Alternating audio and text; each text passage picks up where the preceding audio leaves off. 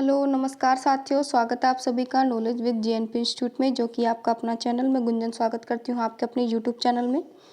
तो बिहार शिक्षक भर्ती का रिज़ल्ट फाइनली आ चुका है। प्राथमिक का, माध्यमिक का और उच्च माध्यमिक तीनों का रिज़ल्ट डिक्लेयर हो चुका है।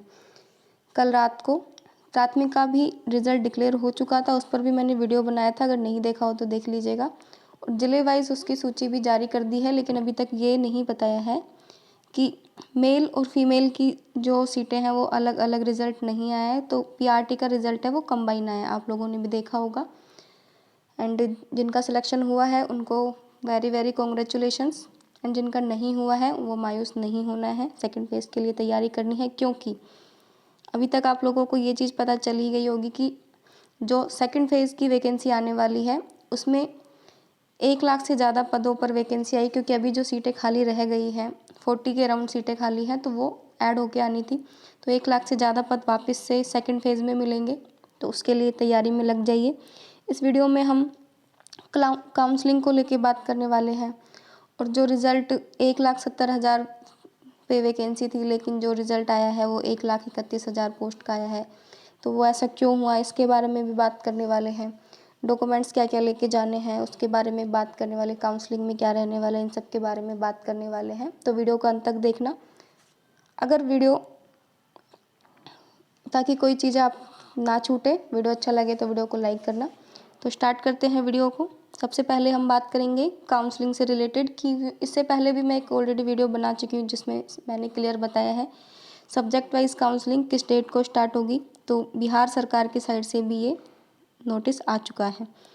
तो पटना से रिलीज़ होने हुआ है ये नोटिस। अब इसमें प्राथमिक, उच्च माध्यमिक और माध्यमिक विद्यालयों के अध्यापक को नियुक्ति हेतु बिहार लोक सेवा आयोग के विज्ञापन संख्या 26/2023 के सभी जिलों को अनुशंसित अभ्यर्थियों की सूची भेजी जा रही है। सभी जिलों द्वारा काउंसलिंग सह उन्मुखीकरण, यानी कि जो काउंसलिंग है वो 18 से लेकर 24 अक्टूबर तक किया जाएगा। अभ्यर्थियों के नियुक्ति पत्र, यानी कि जो अभ्यर्थियों को नियुक्ति पत्र है वो 2 नवंबर को माननीय मुख्यमंत्री द्वारा गांधी मैदान पटना में समारोह पूर्वक वितरण किया जाएगा। इस कार्यक्रम के आयोजन में संपूर्ण कार्रवाई करने हेतु प्राधिकृत किया जाता है। इसके लिए आपको विभाग से आपको पूरा सहयोग मार्गदर्शन प्राप्त होगा। यानी कि ये चीज़ पहले भी निकल के आई थी कि 2 नवंबर को गांधी मैदान में नियुक्ति पत्र बांटे जाएंगे, तो ये तब भी सही था। और अभी फाइनली हो चुका है कि 2 नवंबर को गांधी मैदान में पटना में नियुक्ति पत्र बांटे जाएंगे।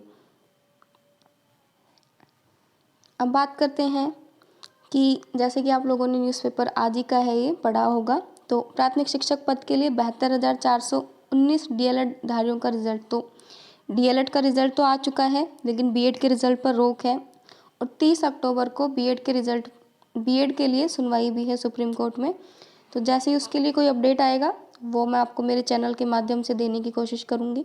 तो चैनल से जुड़े रहिएगा कृपया करके, या फिर आप ट्विटर पे या किसी भी ऐसे सोशल मीडिया प्लेटफॉर्म से जुड़े। एंड ट्रेनिंग, अगर हम बात करते हैं ट्रेनिंग की, तो ट्रेनिंग भी नवंबर से स्टार्ट हो जाएगी ऑलमोस्ट। तो 24-25 अगस्त, यानी कि जो बिहार शिक्षक भर्ती का एग्ज़ाम हुआ था, 24-25 अगस्त नियुक्ति के लिए ली गई परीक्षा का रिजल्ट बीपीएससी ने बुधवार को 9 बजे जारी किया। इसमें 72,419 अभ्यर्थी सफल घोषित किए गए थे। यानी कि जो कल ही रिजल्ट आया था नाइट में, तो जो प्राथमिक में पास कैंडिडेट हैं वो है 72,419, और जो कि डीएलएड का रिजल्ट आया है। मंगलवार को 16 विषयों के रिजल्ट जारी किए गए, यानी कि उच्च माध्यमिक के रिजल्ट मंगलवार को निकाल दिया गया था।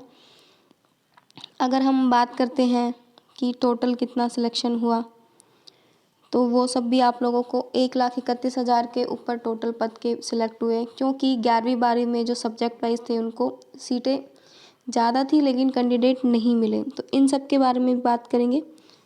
अब यहाँ पे आप लोग देख ही सकते हैं, जैसे प्राथमिक की बात करते हैं हम लोग, तो 89,943 पद थे, 7.7 लाख आवेदक थे। तो चयनित अभ्यर्थी 72,419 है। माध्यमिक में बात करते हैं तो 32,916 पद थे, 65,500 आवेदन करने वाले थे, 63,272 कुछ चयनित अभ्यर्थी शामिल थे, लेकिन जो सिलेक्ट हुए 26,000 हुए। तो यहाँ पर भी सीटें खाली रह गई। एंड उच्च माध्यमिक की बात करते हैं तो उच्च माध्यमिक में 57,602 पोस्टें थी, लेकिन 39,680 ही आवेदन आए थे। तो आवेदन भी कम थे और सिलेक्शन हुए 37,465 के। तो यहाँ पर भी सीटें खाली रह गई है। जितनी भी सीटें खाली है वो सेकेंड फेज़ में ऐड होके आएंगी। अब 11वीं 12वीं के जो सब्जेक्ट कुछ बच गए हैं उनके रिजल्ट भी घोषित हो जाएंगे टाइम के अनुसार।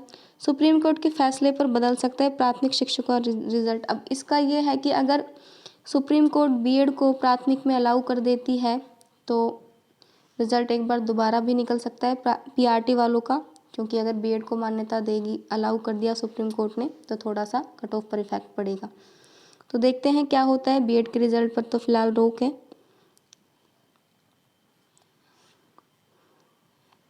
जैसे कि अब यहाँ पे आप देख ही सकते हैं, ये भी आज ही के पेपर में निकल के आया था। बीएड अभ्यर्थियों की याचिका की सुनवाई 30 अक्टूबर को होगी।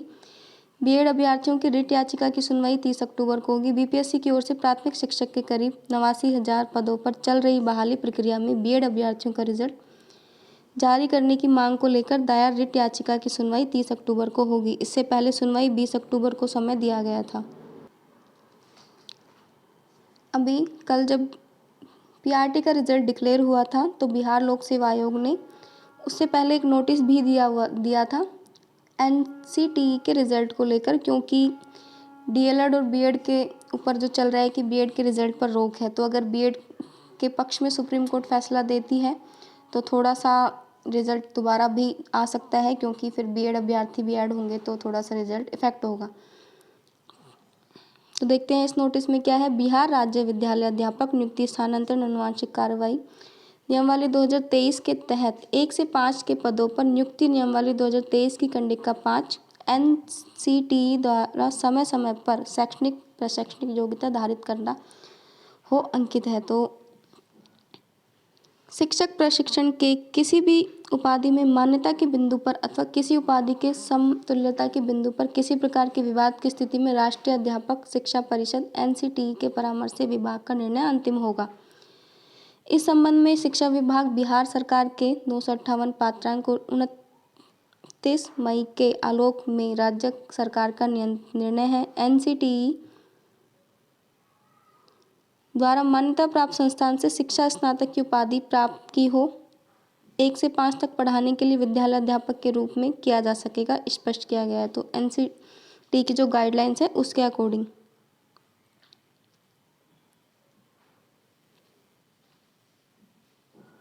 माननीय उच्चतम न्यायालय ने रिट पिटीशन सिविल यानी कि जो रिट पिटीशन लगाई गई है भगवान Krishna versus the union of India ANR में 28 अगस्त को न्यायाधीश पारित करते हुए उच्चतम न्यायालय ने एसएलपी यानी कि स्पेशल लीव पिटीशन जो बीएड के लिए लगाई गई थी दावेश शर्मा यूनियन ऑफ इंडिया और सिविल अपील नंबर, तो ये अपील नंबर दिया गया है रिट पिटीशन का। 11 अगस्त को जो सुप्रीम कोर्ट का रिजल्ट आया था आदेश कि बीएड को बाहर किया गया है पीआरटी से, तो उसी के बारे में बात हो रही है। 8 जून को निर्गत अधिसूचना को खारिज किया गया। साथ ही उल्लेख किया गया है कि the state of Bihar is not a party before this court. तो जो स्टेट ऑफ बिहार है वो पार्टी नहीं है this court of this petition, इस पिटीशन का। As such we make no comment as regarding की इसके लिए कोई कमेंट नहीं है, ना ही कोई बाध्यता है। The notification issued by state of Bihar, तो स्टेट ऑफ बिहार ने जो नोटिफिकेशन इशू किया था उसको related. The legality of which have been challenge in this writ petition, तो लीगलिटी में मतलब कि रिट पिटीशन में जो चैलेंज किया गया है, but this court accepted the state of Bihar take into account judgment of this court deliver. तो इसमें यही बोल रहा है कि जो 11 अगस्त को सुप्रीम कोर्ट ने जजमेंट दिया था तो उसके लिए बोला था कि बिहार सरकार कोई अलग से नहीं है, लेकिन बिहार सरकार चाहे तो इसे मान सकती है, वो उनके ऊपर होगा। लेकिन सुप्रीम कोर्ट का जजमेंट है तो सुप्रीम कोर्ट सबसे ऊपर है, तो वो मानना भी है। उक्त आदेश के अनुपालन में शिक्षा विभाग 2170 दिनांक 9 अगस्त द्वारा संचालित किया गया है कि सिविल अपील नंबर दे दिया गया। इसमें पारित आदेश का अनुपालन करते हुए प्राथमिक विद्यालय में मूल कोटि के अध्यापक का परीक्षाफल प्रकाशित करने की अग्रिम कार्रवाई की जाए। उक्त आदेश के आलोक में आयोग द्वारा परीक्षाफल प्रकाशित किया गया है। फिर भी यदि इससे संबंधित किसी अन्य मामले में माननीय सर्वोच्च न्यायालय सक्षम न्यायालय का आदेश पारित होता है तो फलापन से परीक्षाफल प्रभावित होगा। यानी कि बोल रहा है कि अगर दोबारा सुप्रीम कोर्ट का कोई जजमेंट आता है तो पीआरटी का रिजल्ट प्रभावित होगा, तो रिजल्ट दोबारा निकाला जाएगा। तो यही था वीडियो में। वीडियो अच्छा लगा हो तो वीडियो को लाइक करना, चैनल पर नए हैं तो सब्सक्राइब करना, ताकि आने वाली जो बिहार शिक्षक भर्ती से रिलेटेड अपडेट्स हैं वो आपको मिलती रहे। यहाँ पे आपको जो भी सूचनाएं मिलती है वो ऑथेंटिक मिलती है, थोड़ा लेट से मिलती है due to my office work, but आपको जो भी मिलता है वो ऑथेंटिक मिलता है। तो लाइक करें, शेयर करें, सब्सक्राइब करें। जय हिंद, जय भारत।